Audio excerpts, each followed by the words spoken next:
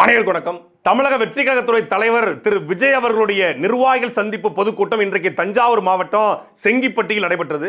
இந்த கூட்டத்தில் வழக்கத்திற்கு மாறாக விவசாயிகள், விவசாயம் இது குறித்தும் அவர்கள் படுகிற பிரச்சனைகள் குறித்தும் அதுக்கான தீர்வு குறித்தும் தாவேக்க தலைவர் விஜய் அவர்கள் பேசியிருக்காரு.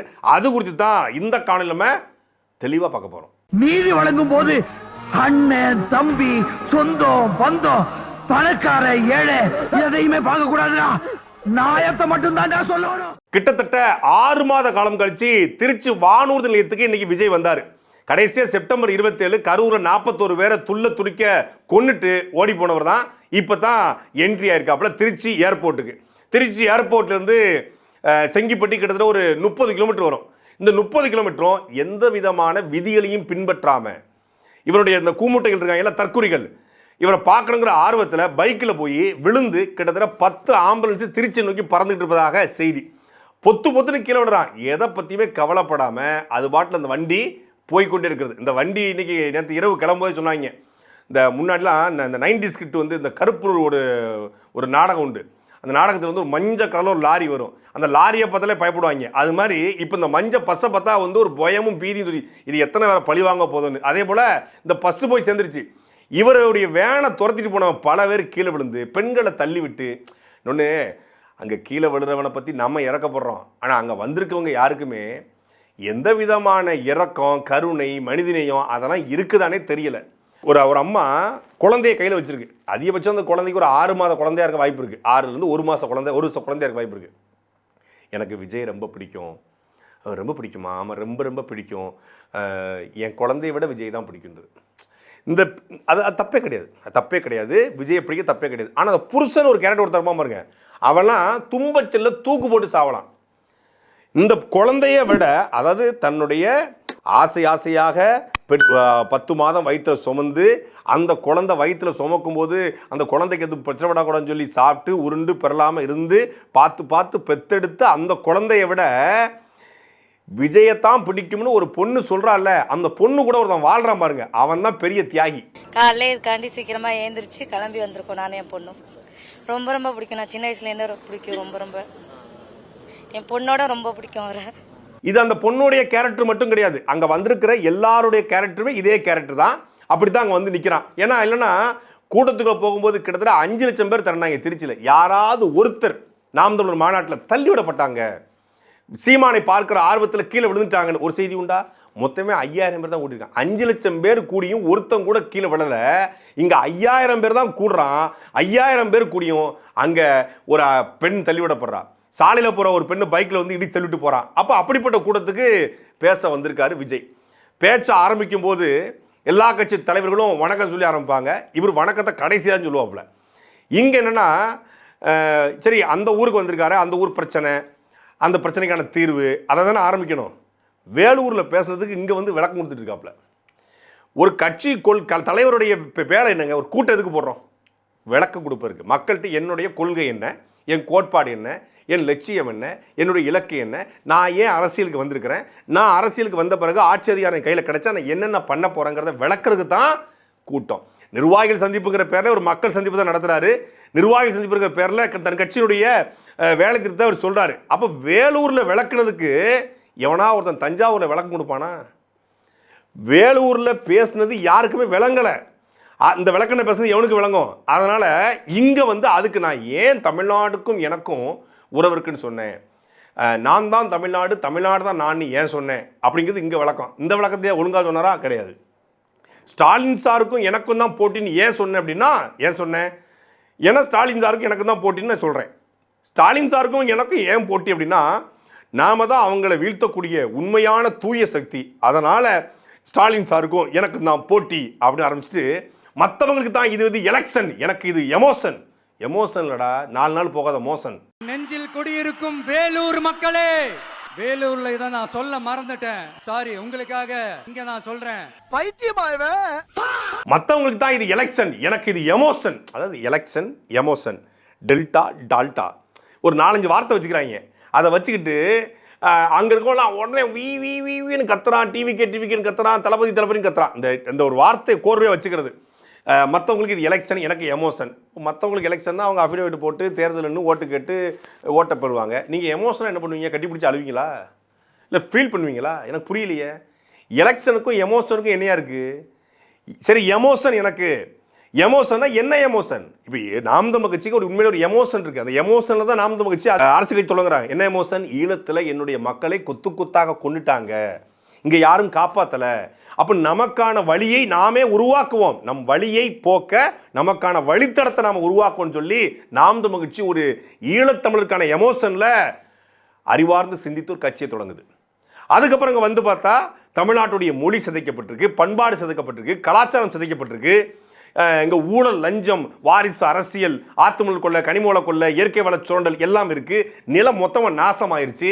வட இந்திய 1.5 கோடி பேர் உள்ள வந்துட்டான். தமிழ்நாட்டுடைய அதிகாரம் முழுக்க பிறமொழியாளர் கட்டுப்பாடு இருக்கு. இதை எதிர்த்து நாம் தமிழர் கட்சி ஒரு எமோஷனலா மண்ணின் வளங்கள் மக்களுக்கு, வாழும் உரிமை எவருக்கும் உண்டு, ஆளும் உரிமை தமிழர் எமக்கே உண்டுங்கிற ஒரு எமோஷனை கையில் எடுக்குது.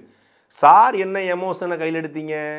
36 வருஷமா நான் நடிச்சிருக்கிறேன், எனக்கு நீங்கள் படம் பார்த்து தியேட்டரில் காசு கொடுத்து என்ன நல்லா வாழ வச்சிட்டீங்க, உங்களுக்கு ஏதாவது நான் பண்ண விரும்புகிறேன், அதனால் நான் சிஎம் ஆயிடுறேன், எனக்கு நான் நிற்கிறேன்னு ஓட்டு போட்டு சிஎம் ஆகிடு. இது என்ன எமோஷன்? நான் நடிச்சிருக்கிறேன், நான் நடிக்கும்போது எனக்கு படம் கொடுத்து என் படத்தை பார்த்தீங்க, நான் நல்லா சொகுசாக வாழ்ந்துட்டேன், இப்போ நான் என்ன பண்ணுறேன், உங்களுக்கு சிஎம் ஆயிடுறேன், உங்களை ஆள்றேன். இது என்ன எமோஷனு? விஜய் அரசியல் கட்சி தொடங்குறதுக்கு ஒரு மெயின் ரீசன். இப்போ திமுக கட்சி தொடங்குற ரீசன் இருந்துச்சு. அன்னைக்கு ஈவராட்டு பிரிஞ்சு அவர் தேர்தல் பாதை விரும்பலை.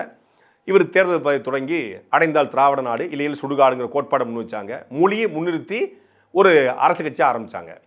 பிஜேபி இந்துத்துவா அப்படின்னு ஒரு கோட்பாடு முன்வைக்கிறாங்க. அந்த கோட்பாடு உடன்பாடே கிடையாது. அது இஸ்லாமிய வெறுப்பு, பிற மத வெறுப்பு இருக்குது. ஆனாலும் அவங்க ஒரு கோட்பாடை முன்வைக்கிறாங்க. இன்றைக்கி வந்து காங்கிரஸ் முக்த் பாரத், காங்கிரஸ் இல்லா இந்தியா அப்படிங்கிற ஒரு வைக்கிறாங்க. அப்படி ஏதாவது சாருக்கு இருக்கா? சாதி கட்சிக்கு கூட என் சாதியை பாதுகாக்கணும் அப்படிங்கிற ஒரு கோட்பாடு இருக்கும், ஒரு எமோஷன் இருக்கும். சாருக்கு என்ன எமோஷன்? உங்க எமோஷன் என்னங்கிறது தமிழ்நாட்டுக்கு தெரியாத, வெளியே சொல்ல முடியாது. மற்றவங்களுக்கு வேணா இது எலெக்ஷன், ஆனா எனக்கும் என்ன நேசிக்கிற மக்களுக்கும் it is an emotion. It is an emotion.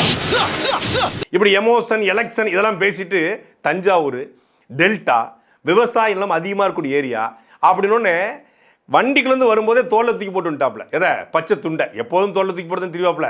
அப்போ வந்துட்டார், மேலே வராப்புல. மேலே வந்த உடனே எனக்கு வந்து நம்ம வந்து எப்பயாச்சும் தான் டாக்டரை நினைப்போம், எப்பயாச்சும் தான் பிரச்சனை போது வைக்கணும்னு நினைப்போம், அதானே அப்படி தான் நினைக்கணும். ஆனால் நம்ம எப்போதும் ஒருத்தவங்க நினைக்கிறோன்னா, 3 வேளையும் சாப்பிடும்போது நினைக்கிறோன்னா, அது நம்முடைய விவசாயிகள் தான், விவசாயிகள் தான், விவசாயிகள் தான். இதை 16 வருஷமாக ஒருத்தர் பேசிகிட்டு இருக்காரு. கடவுளின் தொழிலை செய்யக்கூடிய ஒரே ஒருத்தர் விவசாயிகள் மட்டும்தான். படைக்கும் தொழில் விவசாயி தானே படைக்கிறாங்க.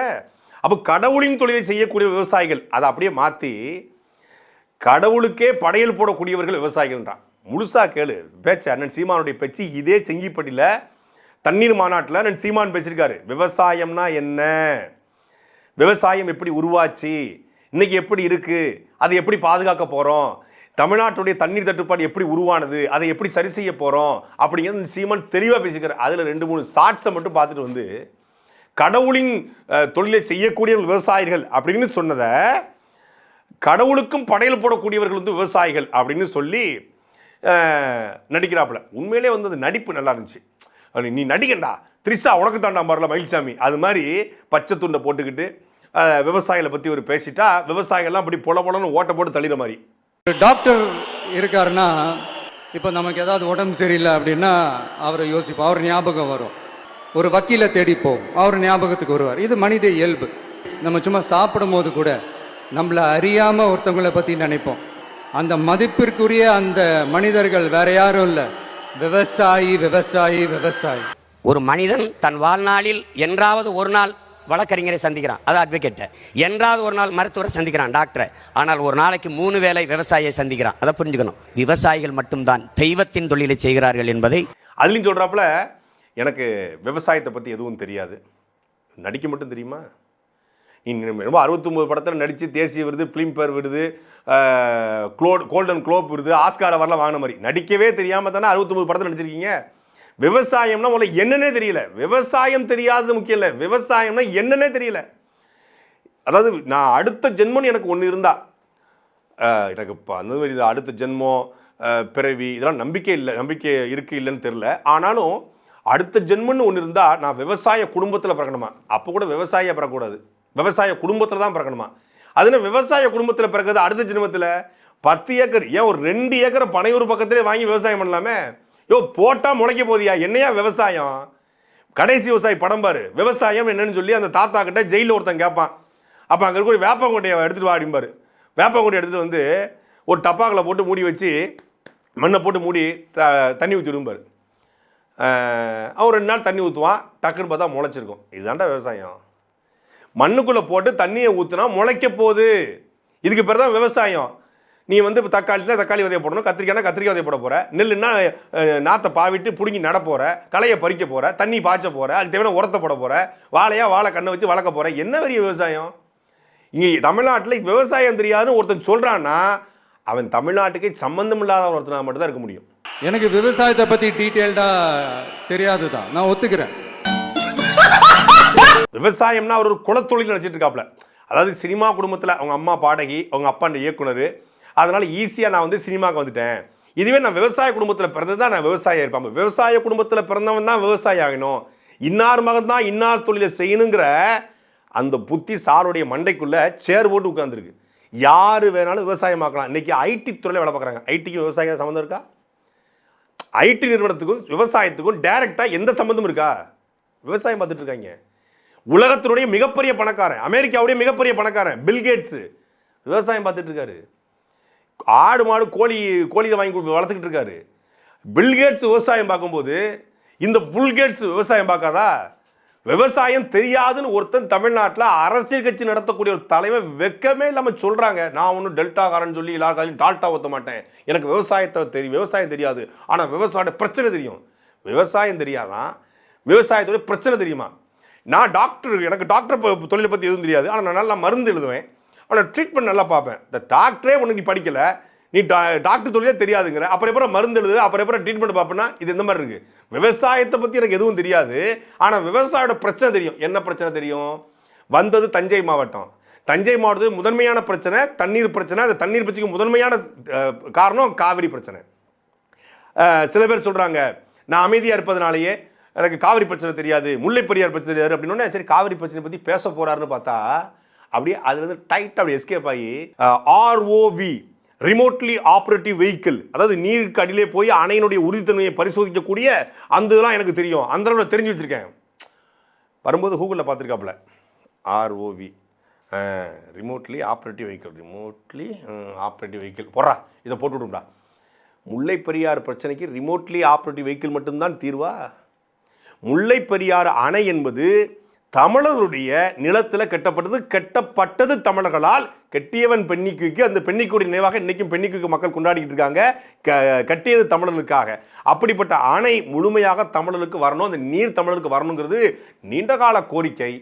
அதை பற்றி டீட்டெயிலாக பேசலை அப்படின்னு சொல்லி நாம தான் தொடர்ச்சியாக சாட்டில் கேட்டோம். முல்லை பெரியாரை பற்றி தெரியுமா, காவிரியை பற்றி தெரியுமான்னு அதை பார்த்துருக்காப்புல. எல்லாரும் நசன்னு பேசிக்கிட்டு இருக்காங்க, சும்மா கேள்வியாக கேட்டுக்கிட்டு இருக்காங்க. காவிரி தெரியுமா, முல்லை பெரியார் தெரியுமான்னு. காவிரி தெரியுமானா காவிரி பற்றி ஏன் பேசலை?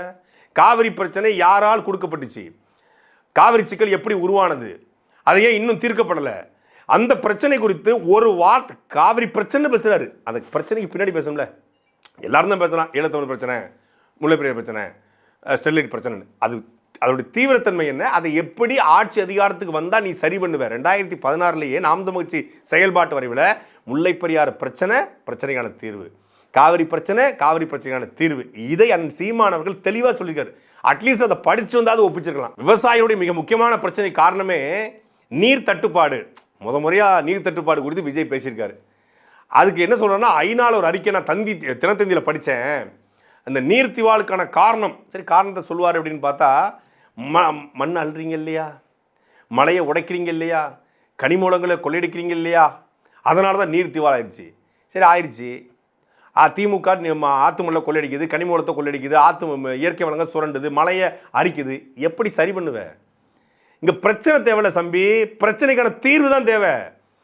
நீர் மேலாண்மை, வாட்டர் மேனேஜ்மெண்ட்டை உருவாக்கி ஆறு, ஏரி, தாங்கல், ஏந்தல், கம்மாய், கரணை, ஊரணி, குளம், குட்டை என்ற நீர் மேலாண்மை வகுத்து புதிய நீர்நிலைகளை உருவாக்கி ஏற்கனவே இருக்க நீர்நிலைகளை சரி செய்து 36,000க்கும் மேற்பட்ட நீர்நிலைகளை தூர்வாரி பாதுகாத்தாலே நம்மளுடைய நீர் மேலாண்மையை சரி பண்ண முடியும், நிலத்தடி நீர் மட்டத்தை உயர்த்த முடியும்.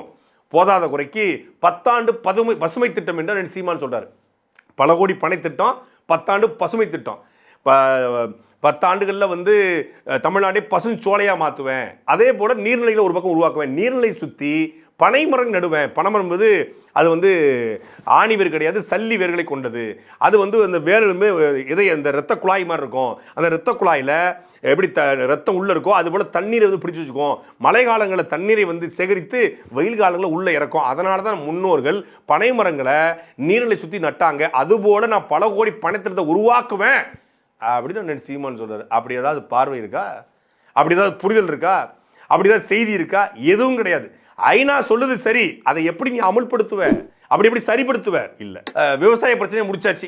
அடுத்து மீனவர் பிரச்சனை. இப்போ நம்ம மீனவர்கள் என்ன செய்ய போகிறோம்னா, இவங்க சொல்கிற மாதிரி நம்ம செய்ய மாட்டோம், கடிதம் எழுதிட்டு படுக்க மாட்டோம். உண்மையான உணர்வுபூர்வமான அழுத்தத்தை மத்திய அரசு கொடுப்போம். உண்மையான உணர்வுபூர்வமான மீனவனை தொட்டா சிங்கள மாணவனை தொடுவேங்கிறார் அவர். நெய்தல் படை கட்டுவேன், கச்சத்தீவை மீட்பேன். எப்படா மீட்பேன்? கச்சத்தீவை திருப்பி எடு, இல்லைன்னா காஷ்மீரை பிரித்து கொடுங்கிறாரு. இந்த வார்த்தையை பதிவுனதுக்கு உனக்கு தெம்பு திராணி துணிச்சல் இருக்கா? மீனவர் பிரச்சனை தீர்க்க கடலோரத்தை இப்படி பாதுகாப்பேன். நாசகார திட்டங்கள், மத்திய அரசு நாசகார திட்டங்கள் வராமல் இப்படி தடுப்பேன். மீனவர் கிராமங்களை மத்திய அரசு தொடர்ச்சியாக அப்புறப்படுத்த பார்க்குது, அதை நான் இப்படி தடுத்து நிறுத்துவேன். மீனவர்களுக்கு நல வாரி அமைப்பேன், மீனவர்களுக்கு தனி தொகுதி வைப்பேன், மீனவர்களை பிரதிநிதியாக நிப்பாட்டுவேன், மீனவர்களுக்கு கூடுதல் தொகுதி கொடுப்பேன் அப்படின்னு சீமான் சொல்வது போல ஏதாவது பார்வை, ஏதாவது கனவு இருக்கா? இல்லை. மீனவர் பிரச்சனையை தீர்க்க மத்திய அரசுக்கு உண்மையான உணர்வுபூர்வமான அழுத்தத்தை கொடுப்போம். எப்படி விளக்கண்ணையை போட்டு அழுத்துவியா? இதெல்லாம் கூட பரவாயில்லைங்க. கடைசியா இவர் ஆட்சிக்கு வந்தா, யாரு தாவேக்க ஆட்சிக்கு வந்தா அவர் வந்து என்ன பண்ணுவாருங்கிறதுக்கு ஒரு 4-5 பேப்பர் கொண்டு வந்தாப்புல. வழக்கம் போல எஸ்பிபி பேப்பர் இருக்குல்ல, அதை போர்டில் வச்சு எடுத்து படிக்கிறாப்புல. அதில் சொல்றாரு, தஞ்சாவூரில் இருக்கக்கூடிய முக்கியமாக அந்த நெல் கொள்முதல் நிலையங்களில் நடக்கக்கூடிய முறையீடுகளை சரி செய்ய போதிய நெல் கொள்முதல் அமைப்போம். இது எல்லா கட்சியும் சொல்கிறதான். அதை சொல்கிறாப்புல. அந்த நெல் கொள்முதல் நிலையங்களில் பெண்கள் நெல்லை கொண்டு வந்தால் வாங்கிறதுக்கு ஒரு பெண் இடையாளராம், ஆண்கள் நெல்லை கொண்டு வந்தால் வாங்கிறதுக்கு ஒரு ஆண் இடையாளராம். ரேஷன் கடையில் 500 ரேஷன் கார்டுகளுக்கு ஒரு ரேஷன் கடை. அந்த ரேஷன் கடையில் பெண்கள் பொருட்கள் வாங்க வந்தால் பெண் இடையாளராம், ஆண்கள் ரேஷன் கடையில் பொருள் வாங்க வந்தால் ஆண் இடையாளராம். இது என்னையா கூத்தா இருக்குது? இதை ஒரு வாரத்துக்கு முன்னாடி திமுகவை சார்ந்த பேச்சாளர் அண்ணன் சூர்யா வெற்றி கொண்டான்னு சொன்னார். ஒரு பெண் எஸ்பி, ஒரு ஆண் எஸ்பி, ஒரு பெண் 8, ஒரு ஆண் 8, ஒரு பெண் பியூன், ஒரு ஆண் பியூன் அப்படிங்கிற மாதிரி இந்த ஐஏஎஸ் அதிகாரியில் ஐபிஎஸ் அதிகாரியில் வந்து ஒரு மாவட்டத்துக்கு ஒரு பெண் ஐபிஎஸ், ஒரு பெண் ஐஏஎஸை போடுவேன்னாப்புல. அது பெண்களுக்கு சமவாய்ப்பு கொடுக்குறாராம். பெண்களுக்கு சமவாய்ப்பு கொடுக்குற வெண்ண 234 தொகுதியில் 117 பெண்கள், 117 ஆண்களை நிறுத்த தயாரா?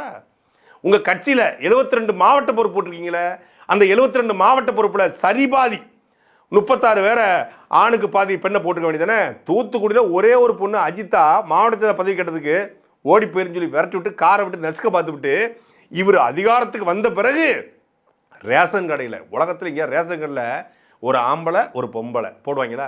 சரி, ரேஷன் கடையில் ஒரு ஆண் ஒரு பொண்ணு, பேருந்தில் பயணப்படுறோம், ஒரு ஆண் கண்டக்டர் ஒரு பெண் கண்டக்டர், பெண்கள் பயணிச்சுட்டு இருக்கிற பெண் கண்டக்டர், ஆண்கள் பயணிச்சுட்டு இருக்கிற ஆண் கண்டக்டர். பால் பண்ணைக்கு போகிறோம், பெண்கள் பால் வாங்க பெண் பால் ஊற்றுபவர், ஆண்கள் பால் வாங்க ஆண்கள் பால் ஊற்றுபவர் அப்படின்னு போடுவீங்களா? சரி, அரசு நடத்தக்கூடிய நிறைய அரசு அலுவலகங்கள் இருக்குது. தாசில்தார் ஆஃபீஸ் இருக்குது, கலெக்டர் ஆஃபீஸ் இருக்குது, வட்டாட்சியர் ஆஃபீஸ் இருக்குது, கோட்டாட்சியர் ஆஃபீஸ் இருக்குது, இப்படி பல்வேறு அலுவலகங்கள் இருக்குது. இங்கெல்லாம் எப்படி? நீங்கள் ஆண்கள் ஆதார் கார்டு பதிவு பண்ணணும்னா ஆண்கள்கிட்ட போங்க, பெண்கள் ஆதார் கார்டு பதிவு பண்ணால் பெண்கள்கிட்ட போங்க. ஆண்கள் புதிதாக நீங்கள் பிறப்புச் சான்றிதழ் வேணுமா, ஆண் பிறப்புச் சான்றிதழ் வாங்குறதுக்கு இங்கே போங்க, பெண் பிறப்புச் சான்றிதழுக்கு இங்கே போங்க. இறப்புச் சான்றிதழுக்கு ஆண்கள் இறப்புச் சான்றிதழுக்கு இந்த பக்கம் போங்க, ஆண்கள் இருப்பாங்க. பெண்கள் இறப்புச் சான்றிதழ் வாங்கணுமா, அங்கே ஒரு பெண் அதிகாரி இருப்பாங்க, அங்கே போங்க. எப்பா நீ யாருப்பா, என்னத்தப்பா போட்டு பேசிக்கிட்டு இருக்க? என்னங்க எனக்கு ஒண்ணுமே புரியல. அதுதானப்பா எனக்கும் புரியல. சாரு சொன்னாலும் சொல்லுவா அப்படி. அடுத்த கூட்டத்தில் இந்த மாதிரி கூட்டுறவு வங்கிகளில் பெண்கள் மூக்குத்தி அடகு வைக்க வேண்டும் என்றால் பெண் வங்கியாளர். ஆண்கள் மூக்குத்தி அடை வைக்கணுமா, ஆண்களுக்கென்று கூட்டுறவு வங்கிக்கென்று ஆண் மேலாளர். அப்புறம் வந்து இந்த கோஆபரேட்டிவ் சொசைட்டி, கோஆபரேட்டிவ்லாம் இருக்கு இல்லையா, கோஆபரேட்டிவ்ஸ், அங்கே பெண்கள் போய் புடவை எடுக்கணுமா பெண் பணியாளர், ஆண்கள் போய் வேட்டி எடுக்கணுமா ஆண் பணியாளர். அதை விட டாஸ்மாக் இருக்குது. டாஸ்மாகை பற்றி எந்த கருத்தும் சொல்லலை. டாஸ்மாகில் இன்றைக்கி பெண்களும் பீர் வாங்க ஆரம்பிச்சிட்டாங்க, ஓட்கா, பிங்க் ஓட்காலாம் வாங்க ஆரம்பிச்சிருக்காங்க. அதனால் ஆண்கள் இந்த விஸ்கி, பிராண்டி, குவாட்ரு, ரம்மு, ஜின்னு இது மாதிரி வாங்கினோம்னா அவங்களுக்கு ஆண் விற்பனையாளர். பெண்கள் பியரு, வாம் பீரு, ஜில் பீரு, கண்ணத்தை தொட்டு பார்த்து வாங்குறதுக்கு அவங்களுக்கு பெண் விற்பனையாளர். சார் நீ வேற லெவல் சார், வேற லெவல். நீ இங்கே வாழ வேண்டிய ஆளே கிடையாது, வேற கிரகத்தில் வாழ வேண்டிய ஆள். பெண்கள் எல்லா துறைகளிலும் வளரணும், வரணும், மாற்றுக்கிறதே கிடையாது. பெண்களை வர வைக்கணும்னா அந்த பெண்களுக்கான தன்னம்பிக்கை ஊட்டப்படணும். எல்லா துறைகளிலும் பெண்களுக்கு முக்கியத்துவம் கொடுக்கப்படணும். காவல்துறையில் பெண்கள் இருக்காங்க, இன்றைக்கி தொடர்வண்டித்துறையில் பெண்கள் இருக்காங்க, விமானத்துறையில் பெண்கள் இருக்காங்க, அரசு ஊழியர்களாக பெண்கள் வந்துட்டாங்க. சரிபாதி சட்டமன்றத்தில் பெண்களை உட்கார வைப்பேன் அப்படின்னு சொல்வது சரியான பார்வையாக இருக்குமா? என் அமைச்சரவை அமைந்தால் சரிபாதி அமைச்சர்களை பெண்களாக நியமிப்பேன், பெண்களும் கோவிலில் பூசாரிகளாக இருப்பதற்கு நான் வழிவகை செய்வேன் அப்படிங்கிறதான் ஒரு உயர்ந்த பார்வை, ஒரு முற்போக்கு சிந்தனை. இன்னைக்கு ஓம் சக்தி, பராசக்தி, திமுக ஒரு தீய சக்தி இல்லை. ஆனால் அந்த ஓம் சக்தி, பராசக்தி என்ன பண்ணிச்சுங்கிறத தெரிஞ்சுக்கிட்டு அதுக்கப்புறம் நீ பேசு. அந்த இந்தியாவிலேயே ஒரே ஒரு கோவிலில் மட்டும்தான், ஒரே ஒரு ஆன்மீக தலத்தில் மட்டும்தான் பெண்களும் மாதவிடாய் காலத்திலும் கருவறைக்குள்ள போய் வழிபட முடியும், அந்த அம்மனை தொட்டு வழிபட முடியும், அவர்களே வழிபாடு நடத்தலாம் என்கிற முறையை உருவாக்குனவர். ஆணுக்கு பெண் சமம் இல்லடா, ஆணும் பெண்ணும் சமம்டா, ஆணுக்கு பெண் சமம், அவள் ஆணை விட பெண் உயர்ந்தவள் என்று காட்டியவர் ஐயா பங்காரு அடிகளார்.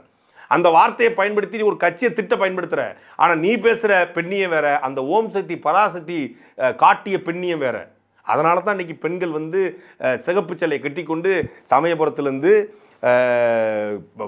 பாண்டிச்சேரியிலேருந்து, திருநெல்வேலியிலேருந்து, தூத்துக்குடியிலேருந்து, வேலூர்லேருந்து, கோயம்புத்தூர்லேருந்து, கிருஷ்ணகிரியிலேருந்து லட்சக்கணக்கான பெண்கள் அந்த ஓம் சக்தி பராசக்தி ஆதிபராசக்தி கோவில் நோக்கி படையெடுக்கிறாங்கன்னா அவர் காட்டிய பெண்ணியம் அப்படி. பெண்கள் தொட்டா தீட்டு, பார்த்தால் தீட்டு என்று இருந்த காலகட்டத்தில், பெண்கள்லாம் கோயிலில் போகக்கூடாது, மாதவிடாய் காலத்தில் வரக்கூடாது என்று இருந்த அந்த காலகட்டத்தில் பெண்கள் கருவறைக்குள்ளே போகக்கூடாது. நீங்கள் இன்னைக்கு அறநிலையத்துறை இருக்கிற கோயிலில் கூட பெண்கள் கருவறைக்கு போக முடியாது. ஆனால் ஒருத்தர் உருவாக்குனார். அந்த வார்த்தையை பயன்படுத்தி திட்டுறது தப்பு இல்லை, ஆனால் அந்த வார்த்தையை பயன்படுத்துறதுக்கு முன்னாடி பெண்ணியம்னா என்னன்னு அவங்ககிட்ட கற்றுக்கிட்டு தெரிஞ்சுக்கிட்டு அதுக்கப்புறம் வந்து இந்த ஆண் எடையாளர், பெண் எடையாளர் அப்படிங்கிறலாம் போடுங்க. இவர் ஆட்சியாளரை நோக்கி ஏற்கனவே ஆண்டவர்கள் நோக்கி கேள்வி எழுப்புறாரு. அவர்கள் நோக்கி கேள்வி எழுப்பணும் தான். நீங்களாம் ஊழல் செய்யலை, ஊழல் செய்ய மாட்டோம் அப்படின்னு சத்தியம் பண்ணுவீங்களா, மனசாட்சி தொட்டு பேசுவீங்களான்னு கேட்குறாரு. உன் கார் டயருக்கு கீழே 2 பேர் கிடக்குறான்ல, செங்கோட்டையனும் கூப்பா கிருஷ்ணனும், அவர்கிட்ட நோக்கி கேளுங்க. ஹலோ ஹலோ செங்ஸ் ப்ரோ, ஹலோ கூப்பு அப்படின்னு கேளுங்க. அதுக்கு முன்னாடி தான் கூப்பா கிருஷ்ணன் பேசிட்டு போயிருக்காப்புல. இவர் சொல்கிறாரு ஊழல் பண்ண மாட்டேன், ஊழல் பண்ணவே இல்லை அப்படின்னு மனசாட்சி தொட்டு பேசணுன்னு அங்கே கூப்பா கிருஷ்ணனுக்கு ஹார்ட்டு துடிச்சிருக்கும், டப்பு டப்பு டப்பு. ஐயோ நம்ம பக்கம் திருப்புறானே அப்படின்னு. சாருக்கு 15 நாளைக்கு முன்னாடி தான் சென்னை உயர்நீதிமன்றம் அப்படி துப்பி 1.5 கோடி ரூபாய் அபராதம் வச்சிருக்கு. எதுக்கு? வருமானத்தை மறைச்சதாக. வருமானத்தை மறைப்பது என்பது என்ன? ஒரு வகையான ஊழல், ஒரு வகையான லஞ்சம், ஒரு வகையான நேர்மையற்ற தன்மை, தேச துரோகம் என்று நீதிபதி பதிவு பண்ணிருக்காரு. இதெல்லாம் பண்ணிவிட்டு இவர் வந்து நீங்க ஊழல் பண்ண மாட்டீங்களா, ஊழல் பண்ணவே இல்லையா அப்படிங்கிறத மனசாட்சி தொட்டு பேசுங்க. செங்கோட்டை என்ற கேளுங்க, 2001 ஊழல் வழக்கு இருந்துச்சா இல்லையா? கூப்பா கிருஷ்ணன் கேளுங்க, 1991-96 வரைக்கும் வேளாண்மைத்துறை அமைச்சராக இருக்கும் பொழுது அவர் உட்பட அவர் மனைவி உட்பட 10 பேர் மீது, குடும்பத்தார் மீது வருமான வரித்துறை வழக்கு போட்டு அந்த வழக்குக்கு கோர்ட்டு கேஸுக்கு அவர் அரைஞ்சாரா இல்லையா அவர்கிட்ட கேளுங்க. அத்தனை பேரையும் கூட்டி உள்ள வச்சுக்கிட்டு பனையூரில் வாஷிங் மிஷின் வச்சு அவங்க எல்லாத்தையும் சுத்தப்படுத்திட்டீங்களா? ஆதவர்ஜினான்னு ஒரு பையன், ஒரு வளர்ந்து கட்டவங்க கட்சியில் ஒருத்தருக்கான, அவனுக்கு 3000 கோடி பணம் எப்படி வந்துச்சு? இன்னைக்கு பிளாஸ்டிக் டப்பா வாங்க, இந்த டிபன் பாக்ஸ் வாங்க, இந்த தட்டு வாங்க, இந்த அரிசி மூட்டை வாங்க, காசு வாய்ஸ் ஆஃப் காமன்லேருந்து பறக்குதாமே. அப்போ அதுக்கு எப்படி காசு வந்துச்சு? அது ஊழல் காசு இல்லையா? அது மக்களுடைய வயிற்றுல அடித்த காசு இல்லையா? அது லாட்ரி காசு இல்லையா? நீங்கள் உங்கள் கட்சியினுடைய பல மாவட்டத்தில் பிளாக் டிக்கெட் வித்த காசு வச்சுக்கணே, அதெல்லாம் ஊழல் காசு இல்லையா? அதாவது அடுத்தவனை பற்றி கேட்கறதுக்கு முன்னாடி கண்ணாடி முன்னாடின்னு உங்கள் மூஞ்சியை பாருங்க, அது கண்ணாடி ப்ரோ. மேல பழி போட்டு நானும் தடுத்துறேன். என்ன ஓகேவா? டீலிங் ஓகேவா? Over over. இதை விட பெரிய குடும்பம் சார் கடைசியாக ஒரு வாக்குறுதி கொடுத்துருக்காப்புல, 2 ஏக்கருக்கும் குறைவாக நிலம் இருப்பவர்கள், நிலைமை இல்லாதவர்கள், இவருடைய பிள்ளைகளுக்கு மருத்துவம், பொறியியல் உட்பட அனைத்து கல்விகளுக்கும் அரசு இலவசமாக கற்றுத்தருமா. கல்வி, மருத்துவம், தூய குடிநீர், இந்த 3ம் அனைவருக்கும் தரமான, சமமான, சுகாதார முறையில் இருக்கணும் என்பது நாம் தமிழர் கட்சியுடைய கூற்று. ஒரு கல்வி என்பது 2 ஏக்கர் நிலத்துக்கு கம்மியாக இருந்தால் தான் உனக்கு நான் இலவசமாக கொடுப்பேன். நீ 5 ஏக்கர் வச்சு 2.25 ஏக்கர் வச்சுக்காரு, கொடுப்பியா கொடுக்க மாட்டியா? 2 ஏக்கருக்கு கம்மியாக இருந்தால் மட்டும்தாங்க இலவச கல்வி. 2.25 ஏக்கர் இருக்குங்க எங்கள் அப்பாவுக்கு. இப்போ எங்கள் வீட்டில் தம்பி ஒருத்தன் இருக்கான். இப்போ அவனுக்கு இலவச கல்வி கிடைக்குமா கிடைக்காதா? 2.1 சென்ட் இருக்கு எனக்கு, கிடைக்குமா கிடைக்காதா? என்னடா இது ஒரு தேர்தல் அறிக்கைது? என்ன தேர்தல் அறிக்கைது? யாராக இருந்தாலும் அனைவருக்கும் தரமான சமமான கல்வி, ஆரம்ப கல்வி முதல் ஆராய்ச்சி கல்வி, ஒரு கல்வியை ஒரு குடிமகனுக்கு, வாக்கு செலுத்தியவனுக்கு வரி செலுத்தி கொடுக்க வேண்டியது அரசனுடைய கடமை. இந்த அரசு கல்வி வேண்டாம்னு அவன் தனியாருக்கு போனது அவனுடைய விருப்பம். பெரிய பணக்காரனாக்கான், கோடீஸ்வரனாக இருக்கான், பெரிய தொழிலதிபராக இருக்கான், போயிட்டு போகிறான். ஆனால் இலவசமாக கல்வியை கேட்டு வர்ற எல்லாருக்கும் கல்வியை கொடுக்க வேண்டியது அரசுடைய கடமை. அதே போல தான் மருத்துவம். இப்போ 2 ஏக்கருக்கு கம்மியாக இருந்தால் தான் மருத்துவம், கல்வி. இது மருத்துவம் எப்படி? 1.5 ஏக்கர் கம்மியாக இருந்தால் தான் புற்றுநோய்க்கு சிகிச்சை அளிப்போம். 1.25 ஏக்கர் உங்களுக்கு இருக்குங்க, உங்களுக்கு சிகிச்சை கிடையாது, நீங்கள் கேஎம்சிக்கு போயிருன்னு சொல்லுவீங்களா? 3 ஏக்கர் இருக்குது, அவருக்கு எப்படி உட்காந்து அளந்து? இப்போ வந்திருப்பார், இப்போ மருத்துவ சீட்டு கேட்டு வந்திருக்கோம். +2 முடித்த உடனே இவன் நேராக கிளம்பிடுவாங்க. புசியானது ஆதவடிச்சலாம் போயிட்டு எங்கள் ஊர் வீராணத்தில் போய் வாங்க டேப்பை பிடிங்க, அங்கிட்டு நீ அங்கிட்டு பிடி, அங்கிட்டு பிடி, 2 பேரும் பிடிச்சிக்கிட்டு நீ அந்த பக்கம் நான் இந்த பக்கம் இழுக்கிறேன், உட்காந்து 2 ஏக்கரா 3 ஏக்கரா அளப்போம். அளந்து தான் அதுக்கப்புறம் இவங்களுக்கு சீட்டு கொடுக்க முடியும். இதெல்லாம் ஒரு தகுதின்னு சொல்கிறாரு பாருங்க. 2 ஏக்கர் நிலமற்ற விவசாயிகள் இவர்களுக்கெல்லாம் அப்போ 5 ஏக்கர் வச்சுருப்பான், விவசாயமே பண்ண மாட்டான், தரிசாக கிடக்குது. 10 ஏக்கர் வச்சுருப்பான், விவசாயமே பண்ண மாட்டான், வானம் பார்த்த பூமி தரிசாக கிடக்கும். அவன் ரொம்ப கஷ்டப்படுவான், கடன் வாங்கியிருப்பான். இன்னொன்று 10 ஏக்கர் இருக்கும், யாருக்கு? அப்பாவுக்கு இருக்கும், அந்த பயலுக்கு இருக்காது. அவங்க அப்பா பெரிய குடிகார வண்டியாக இருப்பான், தண்ணி வண்டியாக இருப்பான், வீட்டுக்கு காசு கொடுக்க மாட்டான், ஆனால் அவங்க அப்பா பேரில் சொத்து இருக்குது. அப்போ எப்படி அந்த பையனுக்கு கல்வி கிடைக்குமா கிடைக்காதா? அவங்க அம்மா பேரில் 10 ஏக்கர் இருக்குது, அந்த அம்மா அந்த பையனை கண்டுக்கலை, அந்த அம்மா சொத்தை வச்சு அவங்க சாப்பிட்டுட்டு இருக்காங்க. அந்த பையனுக்கு கல்வி கிடைக்குமா கிடைக்காதா? Sir, what bro, this is very very worst bro. அவர் ஆரம்பத்தில் சொல்லியிருந்தாப்புல, நாம் எதையும் இந்த அளந்து விட மாட்டோம், எது சாத்தியமோ அதை மட்டும் தான் பேசுவோம், அசாத்தியத்தை பேச மாட்டோம். அந்த சாத்தியம் தான் இது. என்ன தெரியுமில, 5 ஏக்கர் கம்மியாக இருந்தால் பயிர்க்கடன் முழுமையாக ரத்தான். 5 ஏக்கருக்கு மேலே இருந்தால் 50 விழுக்காடு ரத்து பண்ண கலந்து ஆலோசித்து முடிவெடுப்பாங்களாம். எது சாத்தியமோ அதை செய்வாங்களாம். இப்போது 5 ஏக்கர் செங்கல்பட்டில் ஒரு விலை, தென்காசியில் ஒரு விலை, திருச்சியில் வேறு விலை. இப்போ சூரியூர் பக்கத்தில் 5 ஏக்கர் வாங்கணும்னா வேறு மாதிரி விலை இருக்கும். திருச்சியிலே பஞ்சப்பூர் பக்கத்தில் 5 ஏக்கர் வாங்கணும்னா இன்றைக்கி பயங்கரமான ரேட்டு போய்கிட்டு இருக்கு.